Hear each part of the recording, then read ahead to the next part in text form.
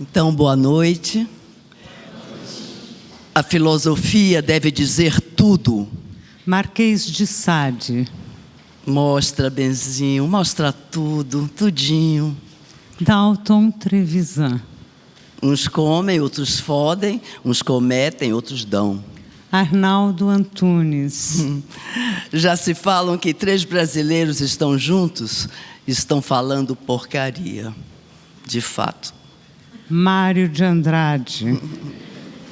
Lolita, Lolita, Lolita. Lolita, Lolita, Lolita. Lolita, Lolita, Lolita. Vladimir Nabokov.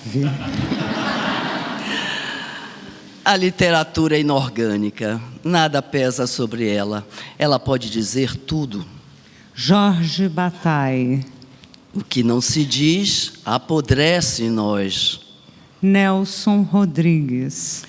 Vale tudo quando se está copulando em letras. Reinaldo Moraes. Falar de obscenidade é quase tão difícil quanto falar de Deus. Henry Miller. A santa levantou a saia. Hilda Hilst. O amor é finalmente um embaraço de pernas, uma união de barrigas, um breve tremor de artérias, uma confusão de bocas, uma batalha de veias, um reboliço de ancas. Quem diz outra coisa é besta. Gregório de Matos. A filosofia deve dizer tudo. Marquês de Sade.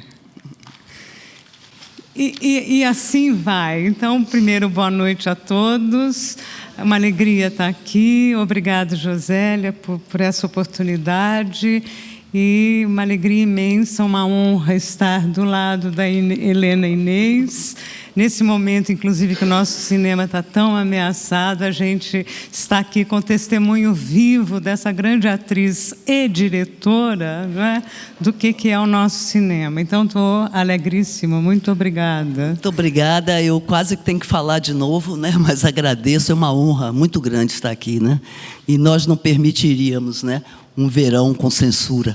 Puxa, de jeito nenhum. Então, o que eu pensei aqui nessa nossa conversa foi que a gente está aqui exatamente, e começamos com essas frases e tudo, para homenagear os autores censurados. A ideia é essa, né? A ideia é trazer um certo panorama, pequenininho, porque a gente não tem tanto tempo, não é? Quer dizer, tantas obras foram censuradas no Brasil e também fora, que se a gente fosse fazer assim, um compêndio, nós teríamos que passar meses aqui só na lista. Então, eu vou trazer um ou outro autor e a gente vai poder ouvi-los pela Helena e tentar levantar minimamente algumas questões que estão ali movendo essa literatura erótica, esse erotismo, e tentar minimamente dizer o que a censura está nos impedindo quando nos impede, quando proíbe essas obras, né? É essa a ideia. E, para começar, eu resolvi pensar em homenagear o patrono dessa casa, que é o Mário de Andrade. Então, vamos começar com o Mário, não é? Começando, inclusive, com uma passagem da obra do Mário de Andrade que foi censurada. Então, a gente vai começar com este patrono. A gente vai ouvir a leitura, é uma passagem do Macunaíma, né, em que o Macunaíma e a sua companheira Si estão ensaiando posições eróticas numa rede. Então, vai ser uma coisa linda, divertidíssima. Essa coisa de inventar posições eróticas é um clássico do erotismo literário, e essa passagem diz isso. Então, o Mário chamava As Novas Artes de Brincar, essa passagem. E aí ele vai descrever essas posições lascivas que a gente vai ouvir agora. Um jeito engraçado era enrolar a rede bem e no rolo elástico, sentados frente a frente, brincarem se equilibrando no ar. O medo de cair condimentava o prazer, e as mais das vezes, quando o equilíbrio faltava, os dois despencavam no chão às gargalhadas, desenlaçados para rir. Outras feitas, se balançava sozinha na rede, estendida de atravessado. Macunaíma, convexando o corpo entre os galhos baixos em frente, buscava acertar no alvo, o aquizê. E acertava bem.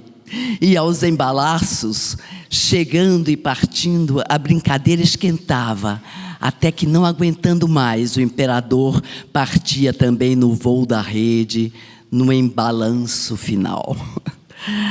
Outras feitas mais raras e mais desejadas, o herói jurava pela memória da mãe que não havia de ser perverso. Então, se, enrolando os braços e as pernas nas varandas da rede, numa reviravolta, ficava esfregando o chão. Macunaíma vinha por debaixo, esganchava os pés nos pés da companheira, as mãos nas mãos, e se erguendo do chão com esforço, principiavam brincando assim. Dava uma angústia de proibição esse jeito de brincar. Carecia de um esforço tamanho nos músculos todos se sustentando, o corpo do herói sempre chamado, sempre puxado pelo peso da terra. E quando a felicidade estava para dar flor, o herói não se vencia nunca, mandando o juramento passear.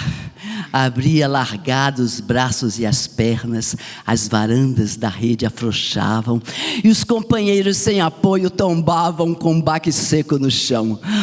Era melhor que véia sol.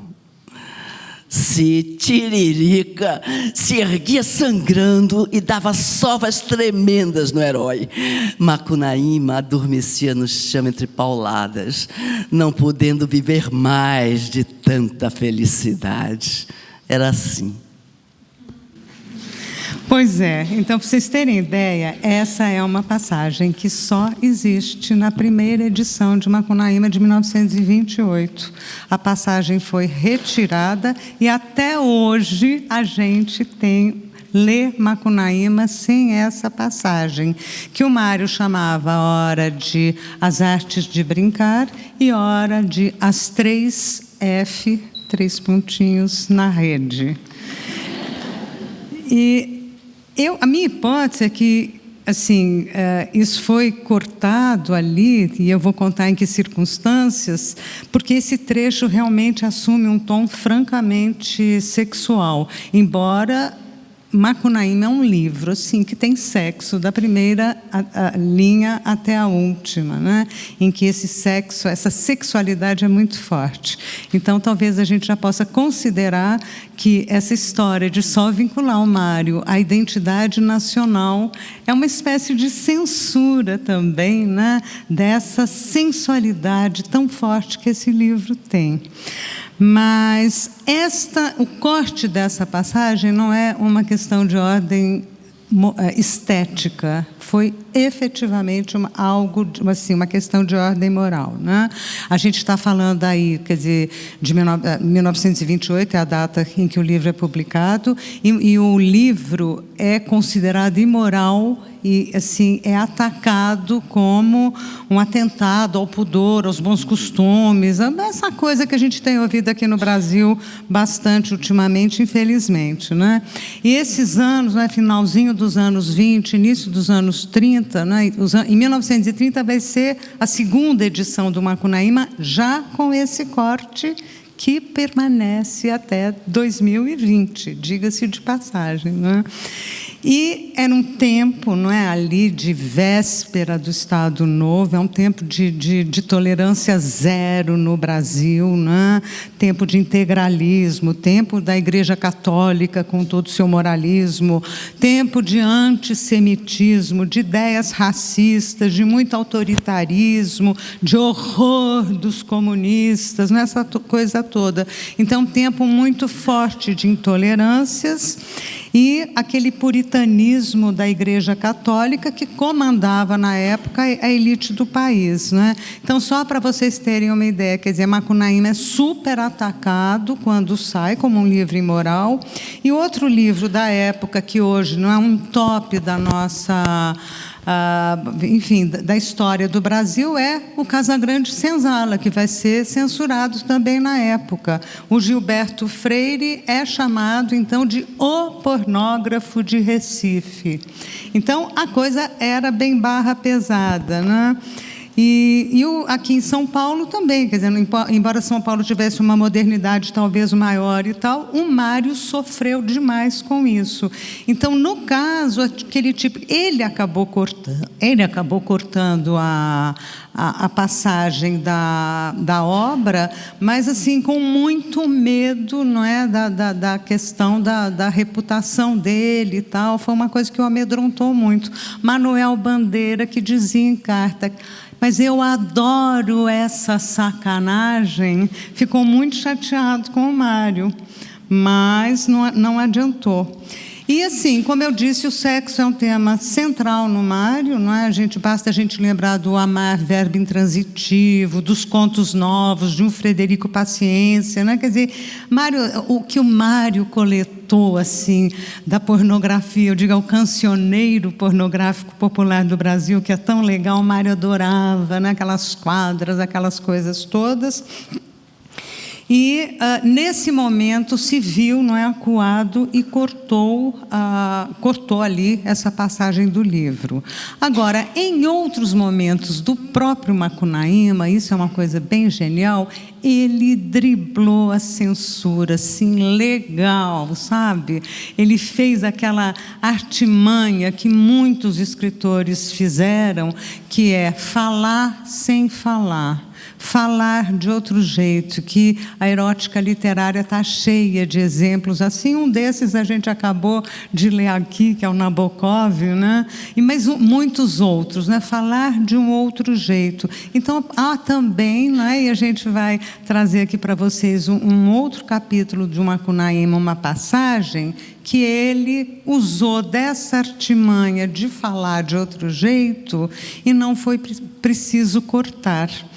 E então a gente vai ler essa passagem em que esse calado é vencido pela artimanha da palavra, ou seja, a tensão entre o que se fala e o que se cala, nesta passagem ela ganha uma solução, uma resolução literária que é genial.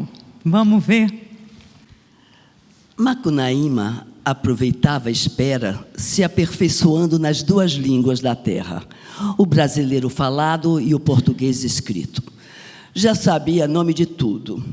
Uma feita, era dia da flor, festa inventada para os brasileiros serem caridosos.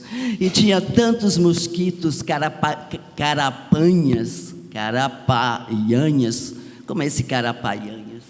É por aí, né? Que Macunaíma largou do estudo e foi na cidade refrescar as ideias. Foi ir e vir num despropósito de coisas. Parava em cada vitrina e examinava dentro dela aquela porção de monstros, tanto que até parecia a Serra do Hererê, onde tudo se refugiou quando a enchente grande inundou o mundo.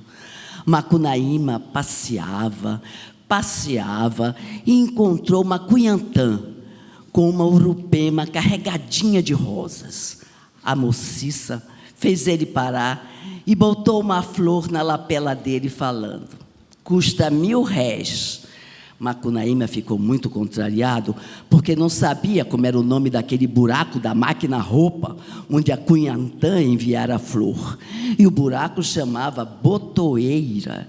Imaginou, escarafunchando na memória bem, mas nunca não ouvira mesmo o nome daquele buraco, que chamara aquilo de buraco. Porém, viu logo que confundia com os outros buracos deste mundo e ficou com vergonha da Cunhatã. Orifício era a palavra que a gente escrevia, mas, porém, nunca ninguém não falava orifício, não. Depois de penseamentar, não havia meios mesmo de descobrir o nome daquilo. E pôs reparo na rua direita, onde topara com a Cunhantã, já tinha ido parar adiante de São Bernardo, passada a moradia do mestre Cosme. Então voltou, pagou para a moça e falou de venta enxada. A senhora me arrumou como um dia de judeu. Nunca mais me bote flor neste puito, dona. Macunaíma era desbocado de uma vez. Falaram uma bocagem muito porca, muito. A Cunhantã não sabia que puito era palavra feia, não.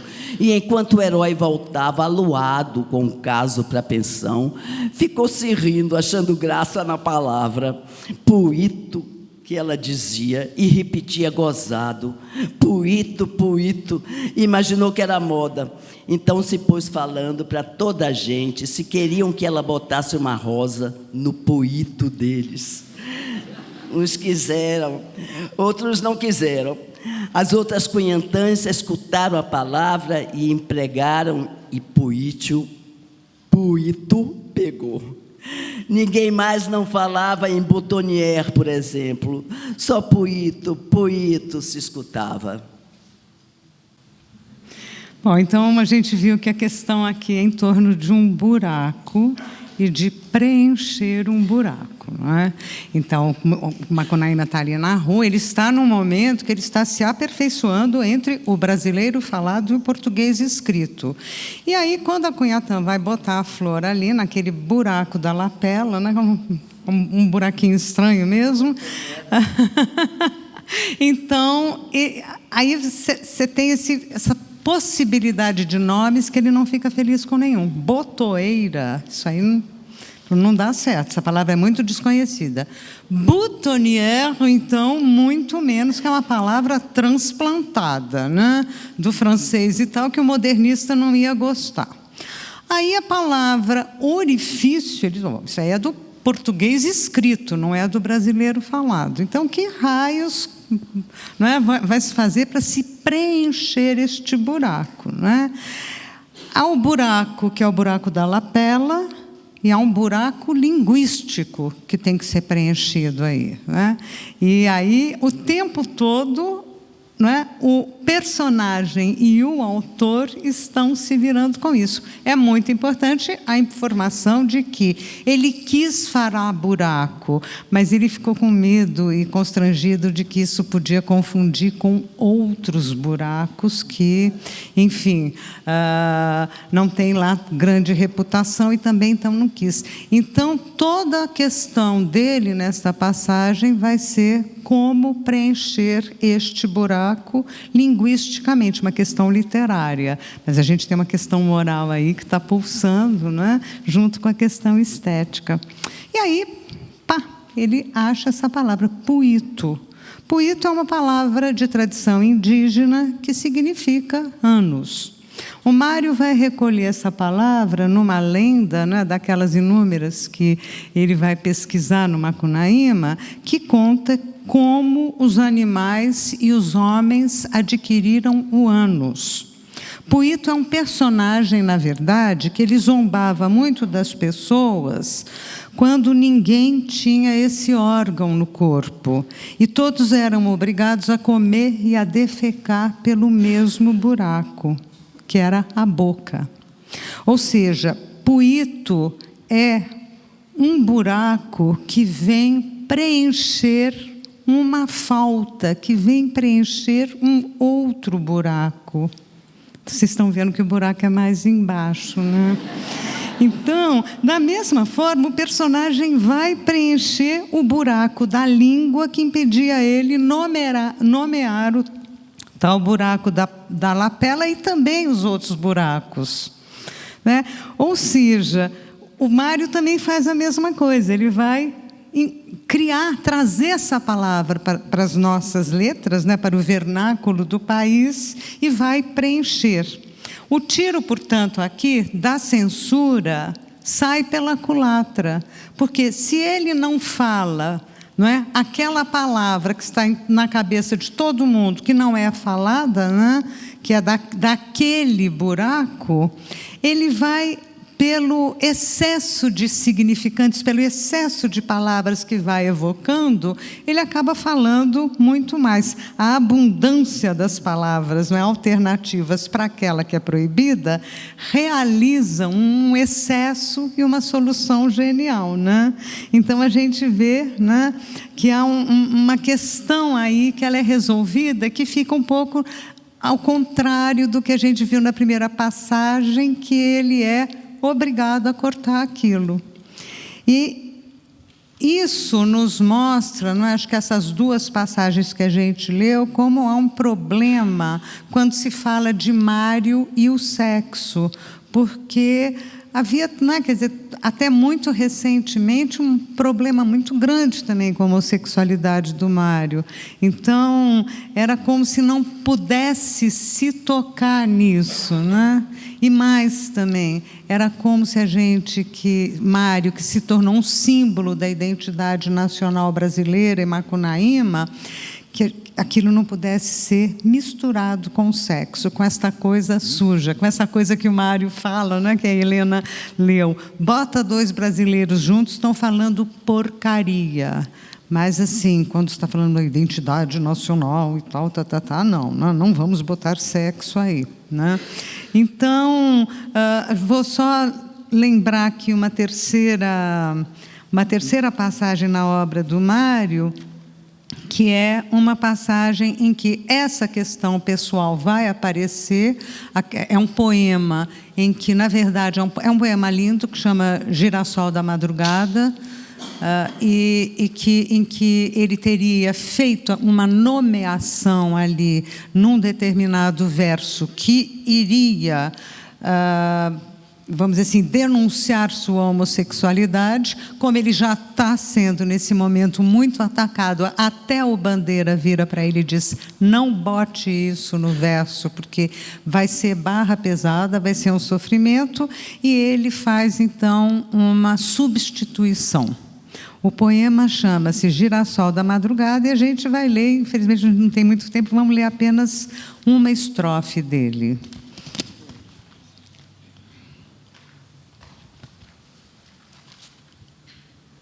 Tive 4 amores eternos. O primeiro era uma donzela. O segundo, eclipse, boi que fala, cataclisma. O terceiro era a rica senhora. O quarto és tu. E eu, afinal, me repousei dos meus cuidados. O poema é Girassol da Madrugada, é um poema de 1930 que vem só a ser publicado em 1940. Né? Quer dizer, ele passa 10 anos aí meio dormindo, meio adormecido. É o seguinte: o primeiro amor foi uma donzela, tudo bem, está lá nomeado. O segundo, reticências, eclipse, boi que fala, cataclisma. Esse foi onde ou ele retirou um nome próprio, muito provavelmente de um homem, ou ele terá dito, né, terá nomeado um rapaz, um homem, e aí isso foi substituído por eclipse, boi que fala, cataclisma. Quer dizer, assim, uma coisa bem hermética, mas a gente pode tentar entender o recado que ele está falando. Eclipse, o que é? Eclipse é um fenômeno, como todos nós sabemos, em que, não é, o Sol aparece atrás da Lua. Então, assim, você tem um disco solar que mostra, né, que é mostrado por trás da Lua, né? Aquilo que fica oculto, que é o Sol, ele acaba aparecendo. O eclipse é isso. Moralmente, o eclipse é isso. O que está oculto aparece de alguma forma, né? Tem uma espécie assim de retorno do reprimido celeste no eclipse. Depois, boi que fala. Aí a gente tem o Mário, pesquisador do Bumba Meu Boi, que tem coisas lindas aí. E como é que é a história do Bumba Meu Boi? Gente, não é aquela história que a escrava Catilina, ela está grávida, ela pede para o marido dela que ela quer a língua do boi. E o marido dela vai lá e corta a língua do boi. E isso foi assim, um atentado ao boi. Aí vem os curandeiros que o boi morre, vem os curandeiros que ressuscitam o boi, e o boi fala. Então vejam o que a gente tem aí, que esta língua que é cortada, ela volta e fala. É isso que o Mário está dizendo. Cortou, isso volta, não é? Eu acho genial isso, né? Esse boi que acaba falando com a língua que havia perdido. E o terceiro elemento que ele vai botar é cataclisma. Cataclisma, inundação, desastre, catástrofe, convulsão geológica, tsunami, tudo isso, um desastre de grandes proporções, que pode ser o poder devastador de Eros. É isso, não é? A gente sabe isso pelas nossas vidas, não é? Esse poder de Eros, esse poder de devastação, não é? A gente já viu isso em Morte em Veneza, a gente já viu isso em tantos livros importantes, não é? Então, o Mário vai falar de outro jeito, e ao falar de outro jeito, ele fala até mais, né? É isso que é genial, né? Quer dizer, este poder é o que está na mira da censura. É isso, não é? É esse poder devastador, é esse cataclisma, é esse eclipse, é esse boi que fala que a censura quer calar, para o boi não voltar, né? E o Mário vem aqui e faz voltar, né? Quer dizer, então, o que a gente vai ouvir agora são alguns escritores falando sobre este poder de Eros, essa potência de Eros que nos move e que os censores querem calar. Nós vamos começar ouvindo um autor perseguidíssimo, que é o Henry Miller, também, não é? Quer dizer, é contemporâneo do Mário, né? O Henry Miller, ali nos anos 30, foi um dos autores mais censurados mesmo do Ocidente, né? Quer dizer, o Trópico de Capricórnio, o Trópico de Câncer foram censuradíssimos. E ele escreveu um pouco sobre isso. Ele escreveu um ensaio chamado Obscenidade e Reflexão, em que ele já lança a ideia de que há questões filosóficas no erotismo literário, não é? Na arte erótica, muito fortes, e a gente vai ouvir algumas dessas passagens. Discutir a natureza e o sentido da obscenidade é quase tão difícil quanto falar de Deus. A verdadeira natureza do obsceno reside no desejo de converter. Feriu, bateu, impressionou com um único sentido, o de estimular, reanimar, despertar. Certo uma coisa, ele mais nada tem a ver com o mundo do sono. Agora caminha na luz e, como se for um espelho, projeta e reflete a sua íntima iluminação sobre todos os seus atos. Tudo que é dramático reverte-se da natureza de um apelo frenético à comunhão, à união, inclusive à participação ativa. A violência em atos ou em palavras assemelha-se a uma oração às avessas. A própria iniciação é um processo violento de purificação e, repita-se, de união. Tudo que exige uma solução radical, um remédio, exige Deus. Em tais instantes, a própria criação encontra-se no seu limite máximo. Aquele que procure desvelar o mistério torna-se parte do mistério, e desta feição, precisamente, o perpetua. Assim, pois, o erguer do véu pode muito bem ser interpretado como expressão última do obsceno. Ou, por outras palavras, eis uma tentativa que tem por objetivo espiar os processos secretos do universo.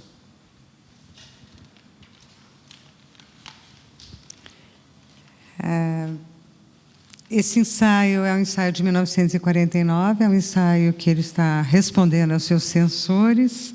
Antes de fazer um pequeno comentário, eu quero lembrar a quem quiser fazer... Oi? Místico também, né? Místico, exatamente. Eu queria lembrar aqui que quem quiser fazer pergunta, basta levantar a mão que o Murilo vai entregar um papelzinho. Tá? Eu já tenho uma. Oba! Murilo... Olha, eu acho que é incrível esse negócio que o Miller fala, não é, Inês? Quer dizer assim, falar de obscenidade é tão difícil quanto falar de Deus. Então, a gente está vendo aonde que a gente está. Volto aqui com o Mário, se me permitirem, o buraco é mais embaixo, né? Então, tem isso, né? Essa analogia, né, supõe uma afinidade de base entre os dois termos, Deus e obsceno. E se o obsceno se aproxima do divino, é porque ambos, tanto o obsceno quanto Deus, excedem o humano. Um e outro compartilham o mesmo desejo de conversão aos seus mistérios. Nós estamos num espaço de transcendência. Por isso que a leitura da obscenidade, assim, quando ela é rasa, né, tal qual faz, assim, toda a equipe que está em Brasília atualmente, nesse governo desastroso, sabe? Não estou entendendo nada, né? Aquele negócio de rosa e azul, aquelas pataquadas todas, a homofobia assassina, tudo isso, não estou entendendo nada, porque o texto erótico, ele é um texto que se equipara ao texto místico. É isso mesmo.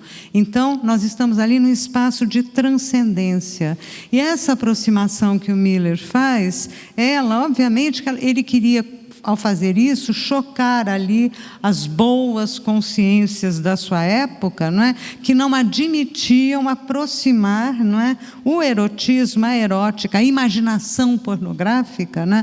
Dos ideais elevados, beletristas e tal da arte. Né? Então, na mentalidade da época, como a gente viu com o Mário aqui no Brasil, com o Gilberto Freire, está vendo agora com um escritor como Henry Miller, no americano, não admitiam, não é, que pudesse ser arte um texto que te trouxesse tanta obscenidade.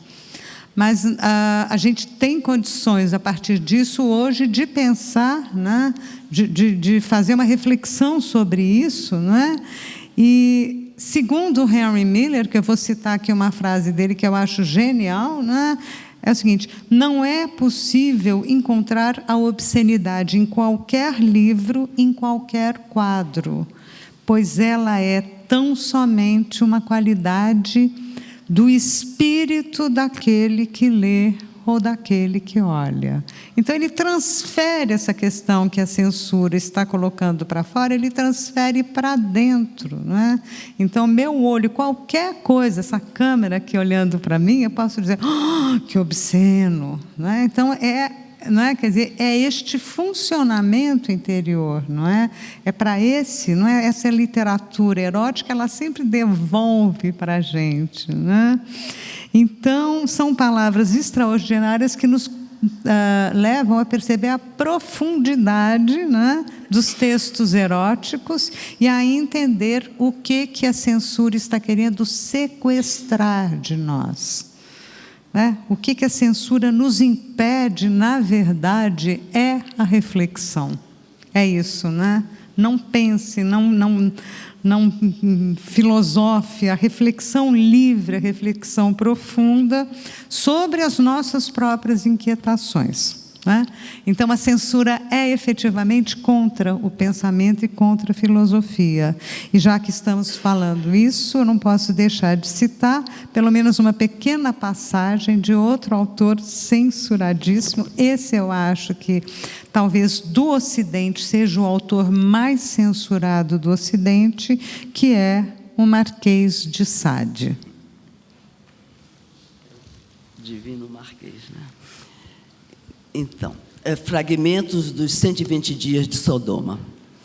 E agora, amigo leitor, prepare o seu coração e seu espírito para o relato mais impuro que jamais foi feito desde que o mundo existe, pois livro semelhante não se encontra entre os antigos nem entre os modernos. Imagine que você fala incessantemente, sem conhecê-la, sobre todo o prazer honesto ou aconselhado por esta besta de que você fala incessantemente sem conhecê-la e a que você chama de natureza.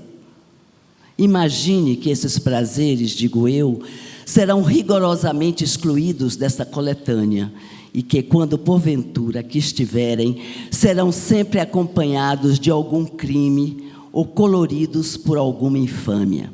Sem dúvida, muitos desses desvios que você verá pintados lhe desagradarão, sabemos, mas haverá alguns que o inflamarão a ponto de lhe custar a porra. É disso que precisamos. Se não tivéssemos dito tudo, analisado tudo, não poderíamos imaginar o que é do seu agrado. Cabe a você pegar o que lhe agrada e deixar o resto. Outro fará o mesmo, e aos poucos tudo terá encontrado o seu devido lugar. Aqui está a história de um magnífico banquete em que 600 pratos diferentes se oferecem a seu apetite. Acaso você vai comer todos? Não, provavelmente, mas esse número prodigioso amplia os limites de sua escolha. E radiante com esse aumento de possibilidades, você não se atreve a ralhar com o anfitrião que o regala? Faça o mesmo aqui. Escolha o que quiser e deixe o resto, sem reclamar desse resto, só porque não tem o dom de agradar-lhe. Pense que agradará a outros e seja filósofo. Quanto à diversidade, esteja certo de que é autêntica. Estude bem a diversidade das paixões que parecem se assemelhar a outras, sem nenhuma diferença, e verá que essa diferença existe e que, por menor que seja, só ela tem justamente esse requinte, esse tato que distingue e caracteriza o gênero de libertinagem de que tratamos. Isso está no início do livro, tenho certeza que há vários leitores aqui, e ele está apresentando o seu livro para o leitor, e ele usa essa metáfora, ele diz: aqui estou oferecendo para vocês um banquete com 600 pratos. E esse livro, para quem não conhece, é a história de 4 libertinos que são hiperbólicos em tudo, os mais ricos, os mais todos da França, que vão para um castelo, não é, na Floresta Negra, ali com um grupo imenso de súditos, para ouvir e praticar as 600 paixões sexuais que existem. E eles passam lá 120 dias, 4 meses, não é? O livro chama-se Os 120 Dias de Sodoma, e a cada noite, mais ou menos num auditório como o nosso, talvez um pouco mais elaborado, os 4 libertinos se reúnem para ouvir as 4 historiadoras que vão, então, cada uma fica responsável em um mês, para relatar as paixões sexuais. Cada uma relata 150, são 600. Uma por uma, assim. E eles, então, ali ouvem para aprender e logo em seguida escolhem alguns dos seus súditos para praticar, ali mesmo nesse teatro do deboche. Então, é um livro de uma radicalidade que não tem igual. Esse realmente não tem igual, não é? Quer dizer, é um livro que resiste a tudo. Esta obra, assim como o restante da obra de Sade, ela foi publicada na clandestinidade no século XVIII. Ela foi condenada ao fogo pela censura francesa, né, ainda em vida. Quando Sade morreu, em 1814, o filho dele manda queimar 2/3 da obra dele, dos manuscritos. A grande obra que nós temos hoje de Sade, ela é apenas 1/3 do que ele escreveu. 2/3 o filhinho dele manda queimar. Fora que assim, ela sofreu todo tipo de condenação, né? Ela foi proibida ao longo do século XIX todo. Olha, vejam, nos anos 1940, portanto, 200 anos depois do nascimento de Sade, que ocorreu em 1740, o editor francês, o Jean-Jacques Pauvert, ele começou a editar pela primeira vez a obra de Sade na França, e nos anos 1950, no governo do De Gaulle, ele foi chamado a tribunal por desacato à moral e aos bons costumes dessa gente que só pensa naquele negócio de azul e cor-de-rosa e tudo, e foi para o tribunal. Há um caso muito importante, porque foi lá depor a favor dele o André Breton, o Georges Bataille, o Jean Cocteau, todos aqueles intelectuais de época. E esta obra do Marquês de Sade só foi liberada para venda em livraria depois de 1968. É muito recente, né? Eu acho um negócio incrível, né? Um autor do século XVIII, só foi possível você entrar numa livraria francesa e comprar. E até hoje ela é proibida em muitos países. Então, um autor censuradíssimo, né? Eu acho incrível que, quando ele está oferecendo o seu banquete de 600 pratos, ele diga: você escolhe aquilo que te agradar. Pense, é tão delicada nessa passagem, pense que um outro vai gostar de outra coisa, e seja filósofo. É aí que a porca torce o rabo, não é? Porque ele diz assim: isso é que é ser filósofo, isso é que é entender, né, a humanidade. Então, ele tem plena noção, não é, de que a sua obra busca conhecer o ser humano, avançando por territórios perigosos. Avançando, quer dizer, ele não está propondo um programa de ação, ele está propondo um trabalho de imaginação, que é exatamente o contrário, né? Então, ele vai avançando nesses terrenos. O espaço dali é do sonho, não é da realidade. Um libertino senta-se à mesa e toma 50 garrafas de vinho, depois ele vai para uma orgia com 400 pessoas, e não adianta que nenhum de nós consegue fazer isso, porque a gente, lá com 3 garrafas, já pode entrar em uma bela coma alcoólica, e não vou nem chegar na orgia aí, né? Então, nós estamos assim, pois é. Não.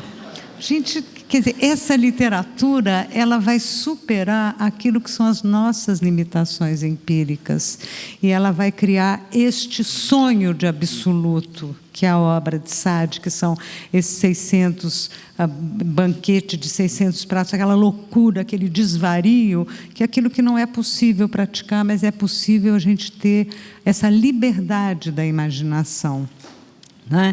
Então, é ele que vai dizer isso, não é? A gente começou, a filosofia deve dizer tudo, e a literatura deve escrever tudo também, não é? Então, trata-se ali de uma questão filosófica, de uma experiência radical de pensamento, de uma liberdade que não se tem igual, não é?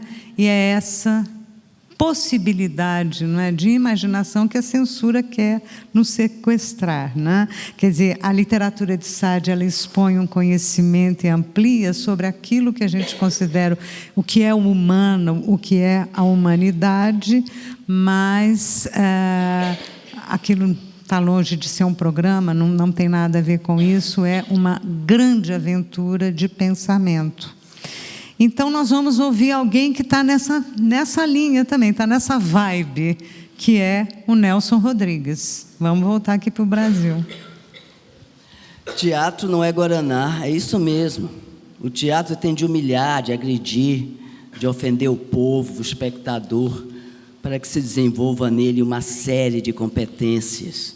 repercussões psicológicas, emocionais, que fique trabalhando, elaborando dentro do espectador um processo. O homem precisa ser colocado diante da própria violência. Temos que ver a face da nossa crueldade. Ou o cinema nos ofende, nos humilha, ou então deve morrer.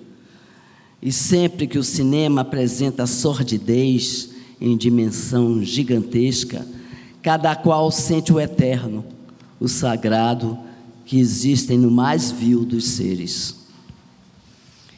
Então, vocês veem como parece que essas pessoas todas estão se conversando, né? Que, na verdade, estão todos sentados numa mesma mesa, que é a mesa de defesa da liberdade de pensamento, da liberdade de imaginação.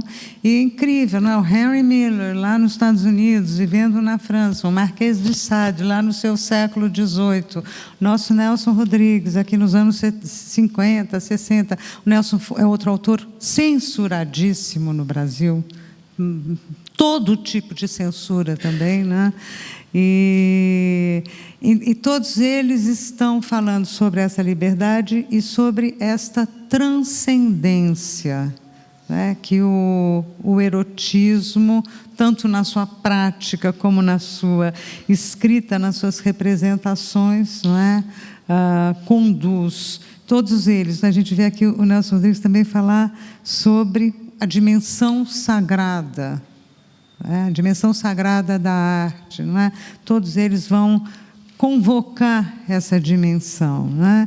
Então, nesse capítulo, né, das convergências entre o obsceno e o místico, realmente as aproximações são muito grandes, e foi o veio que eu encontrei aqui para trazer para vocês e para a gente poder discutir um pouquinho agora, para ultrapassar, não é, essa coisa tosca que o censor fala no momento em que está reprimindo, cortando, violentando a nossa arte, e para a gente ter quer dizer, também ter esse entendimento de que a dimensão que está sendo tirada de nós, ela é uma dimensão importantíssima, e não só importantíssima, a dimensão fundamental, que é a dimensão do sonho. E a literatura, quando ela nos traz o sonho não é assim só uma coisa bonitinha, alguns até podem ser, mas por vezes nos traz este pesadelo também, que o Sade vai nos oferecer, porque tudo isso é que compõe a nossa imaginação. Quando o censor censura, ele não está só censurando um conteúdo. O que ele está censurando é o espaço em branco a partir do qual nasce um conteúdo. É o espaço em branco a partir do qual a imaginação funciona. Quer dizer, é esse espaço em branco que é sequestrado na censura, para que a gente não possa refletir, não possa pensar, não possa criar. Portanto, a censura é um mecanismo contra a criação. E é a partir disso, né, que a gente preparou, que eu gostaria de propor aqui uma conversa entre nós. Tá?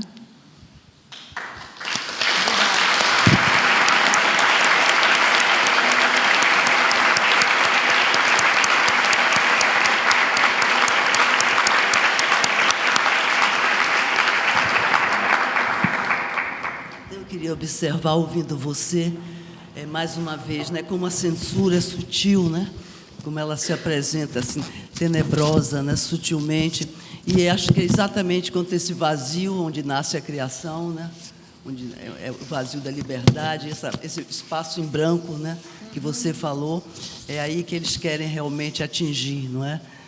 Nos dominar. Acho que é por aí.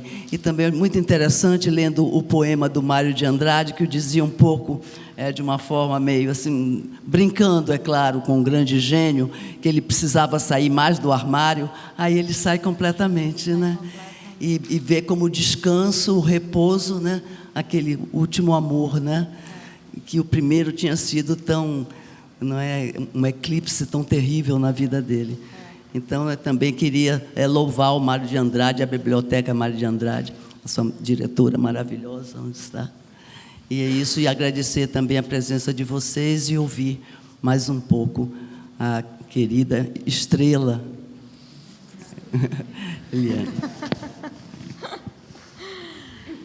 A gente está recebendo uma questão que é a seguinte: a censura ao erotismo varia conforme a época. Apesar das diferenças no tempo, o que aproxima os censores? O que é pior? Como... Quem escreveu? Não entendi aqui. Como superar a censura? Ok. Como superar a censura? Acho que é tão difícil, né? Por isso que... Eu vou propor, Helena, para você conversar um pouco, porque eu acho que, assim, você viveu muito isso na tua história e eu não sei como é que você vem vivendo ainda no teu trabalho como diretora, já que você tem uma obra também bastante radical, né? É sem parar, não é que a gente está driblando a censura, enfrentando ou não, esperando também que ela, como a própria força, caia, a própria força, sabe, como um Tai Chi Chuan, que você usa a força do adversário para com que ele caia, né?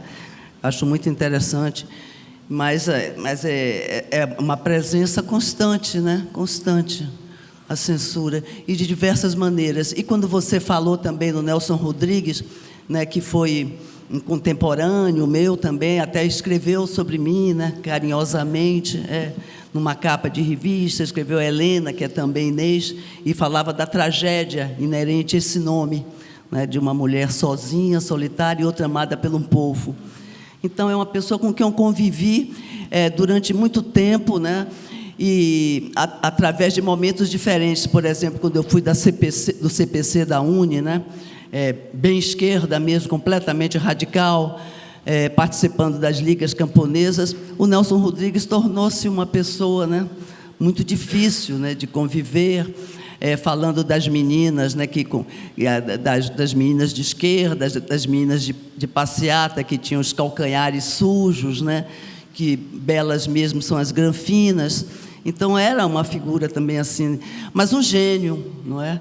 E não trazia uma violência pessoal e tinha humor, e impossível um gênio não ter também nele qualidades profundamente positivas, né, que equilibravam, mas era uma figura realmente... E hoje também eu estive com um filme da minha filha Sinais Ganzella, em que eu sou a protagonista, chama-se A Mulher de Luz Própria, agora em Havana. E eu observei no Festival de Cinema de Havana que durante todo o período, né, da ditadura e até hoje, não entrava o cinema de Rogério Ganzella em Cuba. E lá eu soube e percebi que foi por causa do Bandido da Luz Vermelha, porque eles queriam heróis positivos. Então, isso, e também não queriam experimentalismo. Imagine numa revolução que eu respeito tão profundamente, né? Ter esse desvio governamental, né? Então, isso também é uma censura, e ele sabia disso, não é? E são pessoas que ficam, às vezes, entre a esquerda e a direita, levando bomba de todos os lados, né? Os esquerdistas, os comunistas, chamavam de trotskistas, né? Esses espíritos livres, criativos, né? Então, era um vice-versa, e eu acho que o Nelson também está dentro disso. Mas existe sempre a censura, e agora eu já não tenho medo dela, nós vamos vencer mesmo, como sempre, não é? Como sempre, como estamos agora aqui vencendo, né? Completamente. E são coisas terríveis de censura, por exemplo, como as próprias mulheres, só por ser mulher, foram profundamente censuradas. Agora, eu li um livro, Mulheres em Luta, e o estranho era que exatamente, eu soube uma coisa realmente terrível, é que só em 1971, na Suíça, foi liberado o voto feminino. não é? As mulheres não puderam votar num país como a Suíça, está entendendo? Chocante, né? Chocante. É absolutamente chocante. Então, a censura está em todas as partes. Eu quero muito ouvir você. Bom, eu queria só fazer um comentário sobre o que você disse, porque eu acho assim, que é justamente isso, né? Quer dizer, você, como, né, uma figura fundamental do nosso cinema, como atriz e como diretora, quer dizer, você consegue reconhecer no Nelson Rodrigues aquele lado desagradável, né? Quer dizer, direitoso dele, sem censurar o Nelson Rodrigues, né? Quer dizer, reconhecendo a genialidade. Da mesma forma como você diz, bom, a gente fala assim, pena que Cuba tem que fazer isso, né? A gente tem um respeito tão grande pela Revolução Cubana, então é justamente, quer dizer, sair, né, dessa posição de um tudo ou nada também, né? Quer dizer, eu acho que é isso, né? Eu acho, a pessoa que fez essa primeira pergunta, que o erotismo varia conforme a época, e a censura também vai variar. Muito provavelmente, quer dizer, mesmo o Marquês de Sade, que hoje em dia, enfim, a gente pode dar uma aula na USP sobre o Marquês de Sade, você não vai preso em seguida. Ou, vamos dizer, pegar a nossa grande pornógrafa, a Hilda Hilst, né? Fizemos uma flip em 2018 com a Josélia capitaneando, né? Podemos falar tudo que a gente queria sobre a pornografia da Hilda, mas eu acho que tem essa base da censura a qual a gente é bastante sensível, que é cortar a possibilidade da imaginação. Então, eu acho que a censura tem sempre a ver, até menos com o conteúdo, e é mais sério, porque eles querem puxar o nosso tapete. Tanto a censura totalitária, não é? Que nós agora estamos, inclusive, tendo no Brasil, que é gravíssima, quanto uma outra censura que existe hoje, que é uma censura do excesso. Te entucha de informações para que você nunca tenha aquele momento do vazio em branco de que nasce toda a criação. Então, eu acho que é isso que a gente tem que recuperar sempre. Alguém pergunta, você acredita que o discurso fundamentalista religioso potencializa ainda mais o pensamento erótico? Você gostaria de fazer? Gostaria de comentar, Helena? Eu acho que se a gente pensar em Sade, talvez, né? Tudo que não é natural, fora da natureza, né? Por aí, mas ficou aqui também.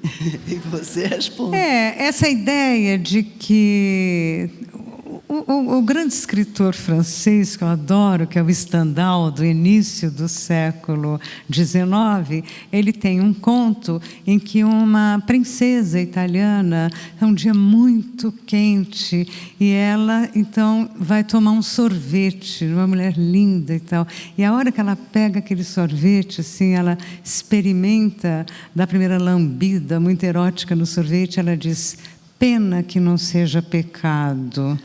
Então, pecado, assim, tem um lado, né, tem um lado da proibição que pode ser, ter um gostinho, mas eu acho que assim, a gente tem que, não pode transportar isso para o plano coletivo. Sabe? A gente fica assim nos pecadinhos, nos nossos sorvetes e tal. Não pode transportar para o coletivo, não é? E eu, particularmente, acho que os discursos fundamentalistas são absolutamente totalitários e, sabe, assim, eu não sei de que fundamentalismo a pessoa que fez a pergunta aqui está falando, mas, normalmente, os discursos fundamentalistas, eles vêm com muita violência também. E aí já não é pecado, né? Acho que quando tem muita violência já não é pecado, né? Mas que nem o Macunaíma lá, com a sina, a rede, dá ali um frisson e tal, tudo bem, mas acho que a gente tem que saber dividir. Eu tenho a impressão que o divisor de águas é a violência. Uma outra pergunta aqui. Gostaria de ouvir sobre as autoras brasileiras consideradas eróticas e também censuradas. Há muitas, e há muitas que a gente não conheceu, porque foram censuradas de várias formas, né? Então, eu recorro aqui àquele famoso ensaio da Virginia Woolf, né? Um Quarto que Seja Seu, em que ela faz aquela ficção linda, que é que o Shakespeare tinha uma irmã. Essa irmã do Shakespeare era uma mulher talentosíssima, só que a obra do Shakespeare acabou ficando, e a dessa... É lindo isso, é lindo porque ela vai fazer essa ficção, né, dessa irmã do Shakespeare, que era até mais talentosa que o Shakespeare. Mas aí ela diz, dela a gente não sabe nada, dela não ficou nem o nome, dela não ficou nada. Por quê? Porque ela era mulher, e mulher não tinha esse direito, e ponto final, né, naquela época. Então, toda vez que eu estou pensando um pouco nisso e tal, eu acho que ainda bem que é um assunto muito em voga, a gente está pensando naquela que nós não conhecemos, naquela que a gente não pôde ler. No mais, assim, até um certo momento, eu acho que todas as mulheres foram muito eróticas, com certeza, e foram muito censuradas. Eu cito aqui, assim, de cabeça, né, a Gilca Machado, né, do início do século XX, que é uma grande poeta, tem uma obra poética incrível, e ela, assim, teve uma vida muito difícil, né, em função de que uma mulher escrever já não dava para escrever. Imaginem escrever prosa ou poesia erótica, então, impensável. E aí, bom, a gente avança, né? Vamos pensar na prosa, uma Cassandra Rios, né? Que foi uma escritora importante aqui no Brasil, a primeira escritora assim, a sair do armário, né? Como lésbica, fazer uma ficção. Também foi muito perseguida, não imagino, uma mulher escrevendo textos, se assumindo, né? Com personagens lésbicas em plena ditadura militar. Então, quer dizer, é a história da censura mesmo, não é? A própria Hilda Hilst, que escreveu a trilogia dela, Obscena, em 1990, aquilo não foi fácil, sabe? Todo mundo ficou com o pé atrás. E, assim, a própria crítica da Hilda escreveu a trilogia, ela já tinha 60 anos de idade, ela era uma mulher madura, e ela era uma escritora já muito conhecida e tal, não é? Muitos livros de poesia, uma obra em prosa potente, mas deu aquele desconforto quando apareceu aquela obra. E eu acho que tem super a ver com o fato de que estava sendo escrita por uma mulher. Sabe? Quer dizer, a gente já tinha todo uma literatura erótica no país. Então, essa história, acho que ela está sendo feita, ela tem que ser recontada, a gente tem que achar nomes e pessoas e ler. E a boa notícia é o seguinte, eu organizei uma antologia da poesia erótica brasileira, e foi muito difícil essa coisa com as mulheres. Agora, quando a gente chega na contemporaneidade, gente, tem um montão de mulher bacana escrevendo poesia erótica e contos também. Então, a boa notícia é que eu acho que agora a gente tem uma produção assim genial feminina, e que às vezes com um tom mais feminista, às vezes menos, o que eu acho ótimo também, porque eu também tenho cuidado de que o feminismo não venha a ser uma censura. Isso a gente tem que ter uma atenção imensa, entendeu? Você está lutando por algo libertário, e aquilo vira uma regra, e aí começa a censurar. Então, são questões nossas, do nosso momento, que a gente tem que discutir. Mas acho que a gente está superando isso. E você vai fazer essa antologia de poemas eróticos femininos? Quero fazer. Você sabe que eu estou até com um convite para fazer? Eu gostei de você ter me perguntado isso. Quero pensar no assunto, sim.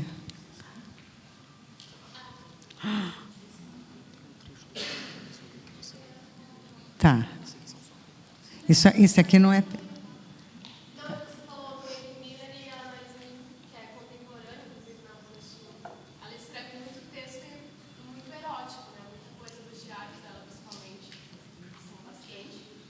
A Anaïs Nin, que é contemporânea ao Henry Miller, e que tem uma história interessante, porque ela é muito erotizada, né? E ela não escreve, tem muita coisa nos diários, e ela tem os contos também. E os contos tinham uma história interessante, porque ela ganhava um dinheiro com aquilo, né? Tinha um mecenas, um ricaço que pedia a ela para escrever contos eróticos, ela escrevia e ganhava um trocado com isso. Então, sim, é uma figura muito importante. Eu não tenho essa notícia, mas eu também não vou te contestar, porque eu não me lembro disso, né? Mas o livro com contos dela chama-se Delta de Vênus, e que tem contos interessantes. Enfim, era um mecenas para quem o Henry Miller escrevia, e ela também. Bom, agora eu vou mais rápido, tá, gente? Porque se o erotismo, como faz Mário, é polissêmico, plural, a grande questão da censura parece ser a leitura única, especialmente a fundamentalista religiosa. Precisamos reaver a pluralidade nos sentidos e palavras.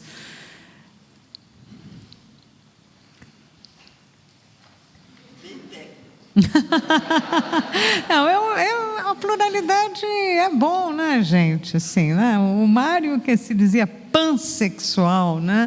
Eu acho que a pluralidade é sempre bem-vinda. Não tem essa, né? Você está falando da Helena, falando do Nelson Rodrigues, falando de Cuba. Vamos ver todos os lados. Tem 2 lados, 3, 15, 20, né? Então tem muitos buracos para serem preenchidos.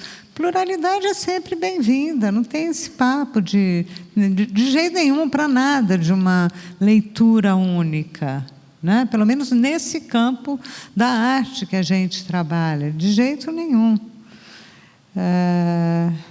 Gostaria que você discorresse um pouco mais em que medida o obsceno e o místico são faces de uma mesma moeda. Gente, cada questão difícil, né? Olha, eu tentei falar um pouquinho disso na medida. Eu sei que essa é uma questão grande, não é uma questão filosófica, não é? E é difícil avançar muito no pouco tempo que a gente tem. Mas eu acho, né, me repetindo, que o obsceno e o místico, Henry Miller diz naquela passagem tão bonita, eles exigem conversão. A literatura, o erotismo literário exige que a pessoa se converta naquilo que ela está lendo.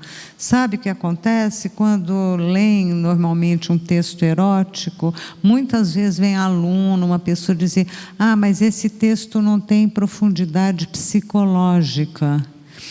Aí eu digo assim: não tem mesmo, porque ele está falando de erotismo, ele tem profundidade erótica. Então, a gente tem que pensar nisso, né? Então, é essa profundidade que esses autores, quando aproximam o sagrado e o erótico, eles estão pensando que nessas dimensões, tanto no sagrado, no místico, como no erótico, você sai da realidade. E todo mundo aqui sabe disso, por vivência própria, porque a gente se perde no amor, a gente sai de si. Não é isso que nos acontece no momento do erotismo, a menos que você está lá com o seu celular e... Eu não. Então, não é isso. Então, eu saio de mim, eu fico fora de mim nesse momento. E o momento religioso também. O Jorge de Bataille, esse autor, né, que a gente citou também aqui rapidamente, ele diz assim, existem 3 tipos de erotismo. O erotismo dos corpos, né, que é esse, não é o sexo, que a gente vai chamar de sexo, porque sexo e erotismo não são a mesma coisa, né? O erotismo é esse corpo e a fantasia. Então, o Jorge Bataille diz: existe o erotismo dos corpos, existe o erotismo do coração, dos corações, é o amor. O amor também, a gente se perde no amor. A gente diz para o outro, você é minha cara metade, eu perdi minha integridade. Sem você eu não sou ninguém. Então, eu me perco. E o terceiro erotismo é o erotismo místico, em que você sai de si e você recebe a divindade. O corpo, para o místico, é como se diz, não é? No espiritismo, no candomblé, é um cavalo, porque você recebe a divindade. É Santa Teresa d'Ávila recebendo Deus, conversando com Deus. Ela sai de si. Todos esses planos são planos de transcendência. Então, para responder minimamente, mas eu sugiro vivamente a pessoa que perguntou, que leia o livro O Erotismo, do Jorge Bataille, porque isso ele trabalha magnificamente. Então, no erotismo aí, eu acrescentaria um intermediário entre essa presença mística, não é? Receber, que é o teatro. Não é? No teatro, realmente, você tem essa experiência. Não é? E, mais do que todos, no orgasmo. Né? É incomparável, né? Muito rápido em relação à profundidade, né? Que ele é capaz. Mas você perde a consciência naquele momento, quer dizer, você sai de si. Sai e tem uma outra dimensão. Inclusive, o meu roteiro, que eu estou desenvolvendo, praticamente pronto, é sobre o personagem principal. Ela é exatamente uma mestra do orgasmo. Agora, a questão do amor é paralela, entendeu? O amor é o amor, o orgasmo é o orgasmo, entendeu? É a experiência orgástica mesmo. Quer dizer, é isso, é o erotismo dos corpos, é isso que o Bataille fala, né? Mas, assim, no caso, é do corpo. Do corpo. Não é? Porque é pessoal, você não tem como dividir. Sim, exatamente. Bárbaro, nossa, a gente já quer. A gente quer, né? Mas, Josélia, já vamos ler esse roteiro? Ah, que genial, olha que maravilha. Então, já estamos combinados aqui, temos esse encontro, né? Uma pergunta para Helena. Você poderia comentar sua experiência de leitura e se você sente e como você sente essa ligação sagrada, a experiência de Eros com o público ouvinte? Que lindo. Eu sinto, sim, uma experiência de Eros erótica com o público ouvinte, né, com a plateia. Não é? Porque, afinal, a arte que eu desenvolvo é essa, de chegar ao outro, né? De alguma maneira, de preferência, a mais misteriosa possível. Não é? Eu acho também interessante, né? Como o erotismo também está perto disso, os conselhos, né, dos filósofos eróticos, não é? Que vá adiante, porque você está adentrando num espaço extraordinário. Né? É isso. E a outra parte da pergunta, qual foi? Por favor. Se você poderia comentar a sua experiência, se você sente isso e como essa ligação está. Né, que faltava é da leitura. Eu sou tipo assim, leitura alcoólica, leitora. Gosto imensamente de ler. O que me alimenta profundamente é a leitura e escrever à mão também. Quer dizer, sou desse período e comecei a ler muito cedo, com 13, 14 anos, e talvez foi aquele ensaio da loucura, né, do Erasmo. Já comecei bem. Então, e também gostava muito de filosofia. Na minha época, o ensino era muitíssimo melhor do que hoje, né? Então, tive 3 anos de filosofia, 3 anos de francês, latim, né? Então, estava muito próximo a isso. E um dos elogios que eu recebi, que eu quero passar para vocês, foi do Glauber, né, com quem hoje já falamos dele, né, que também menino, me conheceu com 18, 17 anos, e ele disse: você é a única pessoa que leu tanto quanto eu. Então, e sendo mulher, né, era realmente um elogio grande, né, ele ter observado isso. Então, a leitura é isso para mim, é uma fonte, eu leio avidamente. Agora estou preferindo os livros pequenos, os finos, já escolho todos os finos, são os maravilhosos, estão cheios de livros finos maravilhosos, e principalmente do meu filósofo muito amado, preferido, que eu descobri há 2 anos, 3 anos atrás, e que incluí no meu último filme de ficção, que foi A Moça do Calendário, que é o Byung-Chul Han, que vale a pena ler. Ele é muito impressionante, e ele traz uma nova, realmente, filosofia de vida, e que tem a ver tudo que você falou, não ser de um lado e do outro, né? Ele põe o rizoma, né, como exemplo. Então, é a adaptação, porque tem lugar para todos. E também tem um filme que é muito próximo também de um sul-coreano, que eu gostaria de citar, que é o Parasita, que é exatamente isso, né? Tem lugar para todos, não é? Mas isso é difícil, né? Extremamente difícil, mas vamos chegar lá. 300 anos, como diz Chekhov. Eu não sei como é que nós estamos de tempo. 3 minutos, com um montão de questão aqui, não sei, 10 minutos. Ok, eu vou ler, essa aqui é bem pequenininha. A pessoa pergunta: hoje não seria a própria esquerda, com a militância superficial, um censor? E eu fico achando que a Helena acabou de responder um pouco isso, quer dizer, não dá para a gente fazer com o censor o que o censor está querendo fazer com a gente, quer dizer, sabe? Eu acho que a esquerda, muito provavelmente, tem sua censura, sim. O feminismo tem tido censura, os movimentos. Então, esse é um movimento um pouco constante da gente de luta contra a censura. A nossa primeira questão falava da pluralidade, né? Então, é isso, é de estar reconhecendo as pluralidades, as singularidades e as pluralidades, né? Há 2 pessoas aqui que voltam a perguntar das mulheres censuradas, autoras censuradas, e que diz: tenho a impressão que a censura às mulheres tende a ser maior, ao ponto de serem inviabilizadas.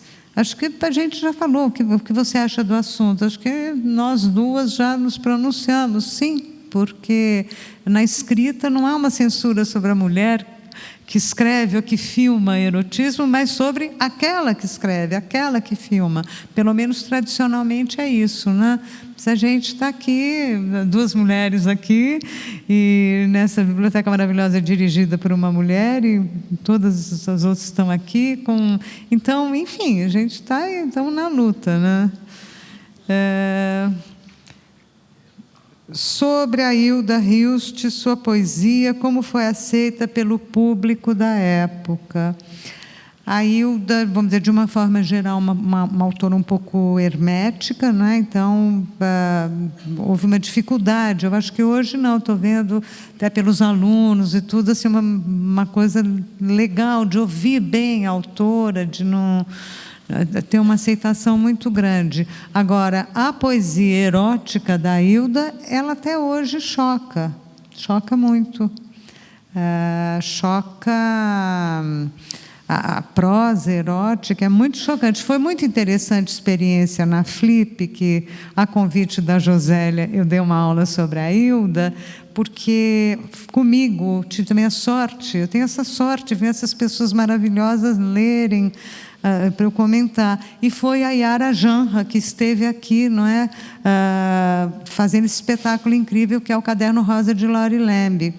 Mas o público estava aqui, a Yara falando, e eu estava aqui vendo as pessoas, ouvindo a Yara falando o texto do Caderno Rosa de Laurie Lamb.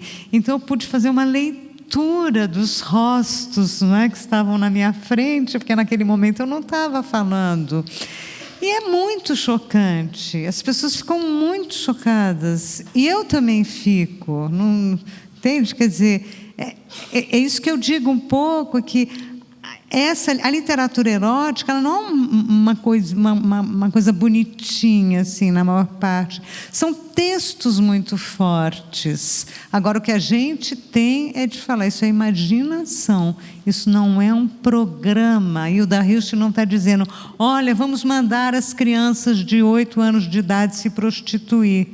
A personagem dela se prostitui, e ela é única, porque nenhuma menina hoje, em qualquer lugar do mundo que terá sofrido atos pedófilos de prostituição infantil, teria a resposta que a Lori Lamb tem. Porque a Lori Lamb não só se prostitui, como ela faz isso alegremente.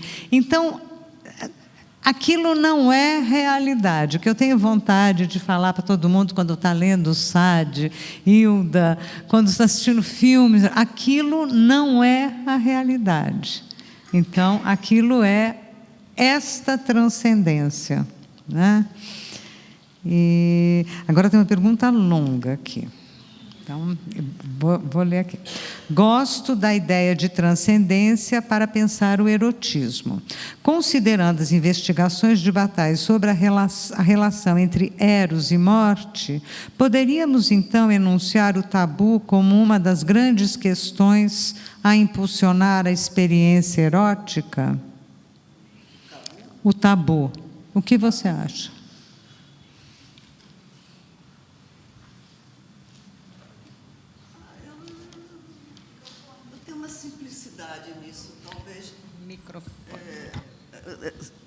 Nesse sentido, sabe, do tabu. Não, a mim não me interessa por ser tabu. A experiência erótica, não. E eu acho que jogar tão fora de si...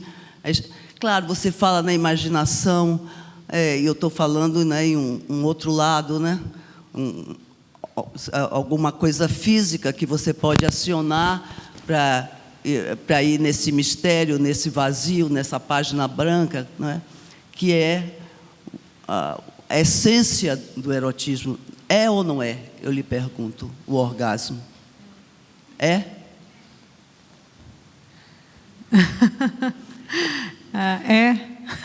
Mas tem a literatura, né? Que já é uma outra coisa, né?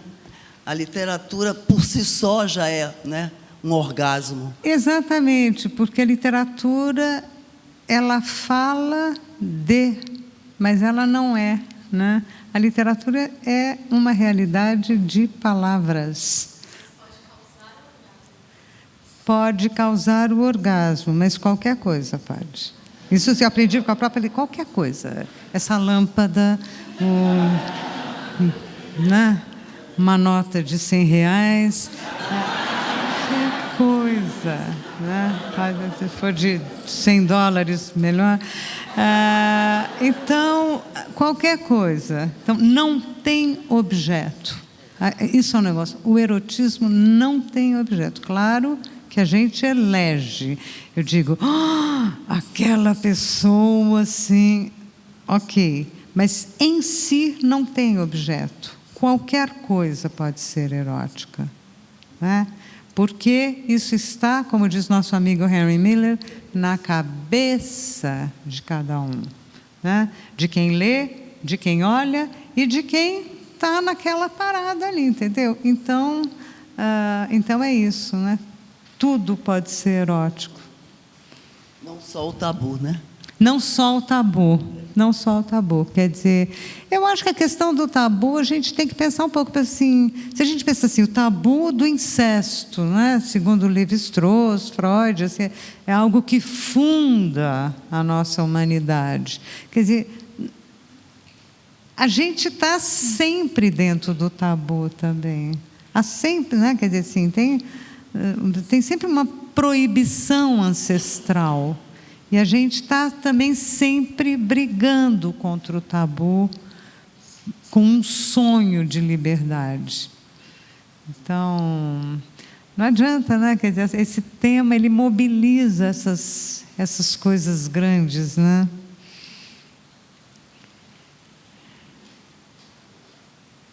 Deixa eu ver se eu li tudo.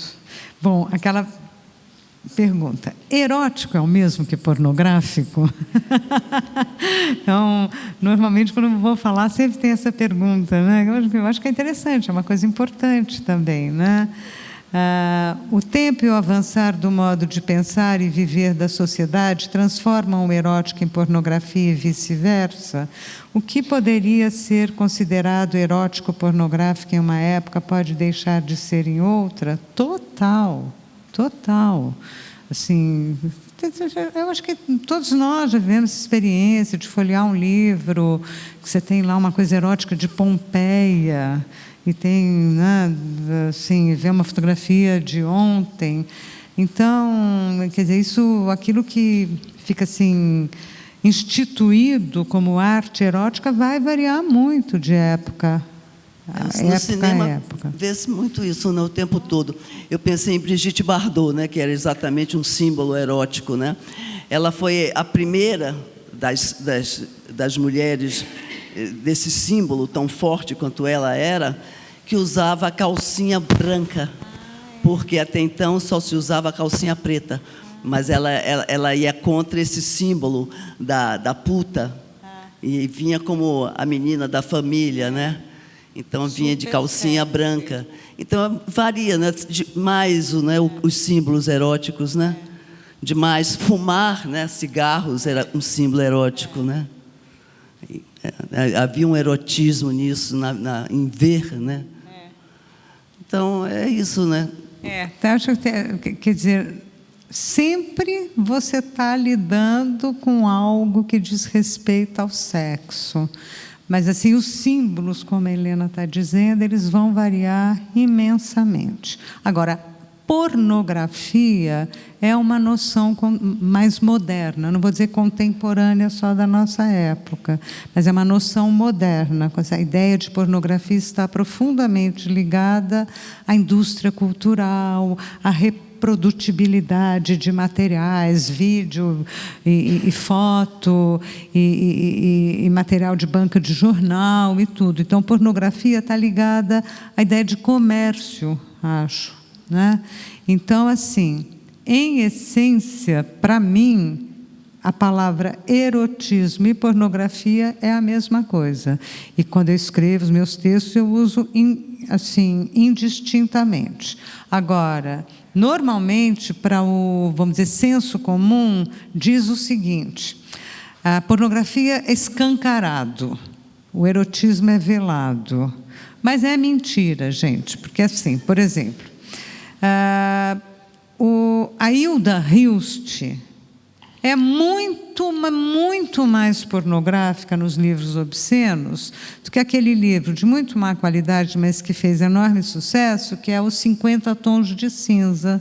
Aquele livro é careta, não é tudo isso. Se vocês quiserem um negócio assim mais heavy metal, já vão direto para a Hilda Hilst, para o Marquês de Sade e tal, entendeu? Aquilo lá não, é uma historieta assim, bem, né, de uma mocinha que se apaixona por um homem que, obviamente, ele é lindo, ele é riquíssimo, ele é milionário, a gente já sabe tudo, entendeu? Então, qual que é o erótico e qual que é o pornográfico no caso desses dois? Não dá para dizer. Ou seja, a distinção não está no grau de obscenidade. Então, a gente que trabalha com arte, a distinção está em outro lugar, entendeu? Que questão, assim... O que me tirou do lugar 50 Tons de Cinza?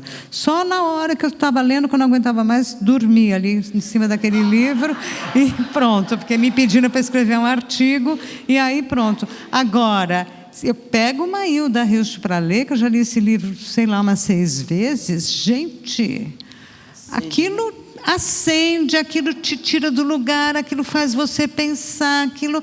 Enfim, um livro que coloca N questões, sabe? Que ele mexe, é como se ela saísse ali do livro e fosse te chacoalhar. Então, a arte faz isso com a gente, né? Então, a questão do erótico e do pornográfico, ela perde sentido porque os grandes autores que trabalharam com sexo são para lá de pornográficos, são super fortes, muito mais do que a coisa muito repetitiva que está na internet ou na banca de jornal. São fórmulas para excitar, né, uma pessoa. E, enfim, é diferente do que é literatura, cinema, o teatro, né? Que, como diz o Nelson Rodrigues na passagem que a Helena leu, que eu adoro: teatro não é Guaraná. Gente, está dito, né? Eu acho que ficou faltando algo. A grande é agora o segundo capítulo da questão grande. Bom, então, o tabu seria uma das grandes questões a impulsionar? Se sim, também gostaria de imaginar como os ritos e as experiências espirituais podem estar conectados a esta forma de pensamento, escrita, corporeidade. Afinal, Eros nos possibilita o encontro com nossos medos e limites. Claro, não seria a erótica uma disposição à radicalidade do outro, ao estrangeiro e ao desconhecido, talvez por isso colocando em jogo com uma... Olha, tem até... Virar agora. Algo de que ao mesmo tempo desejamos, mas da qual também queremos fugir.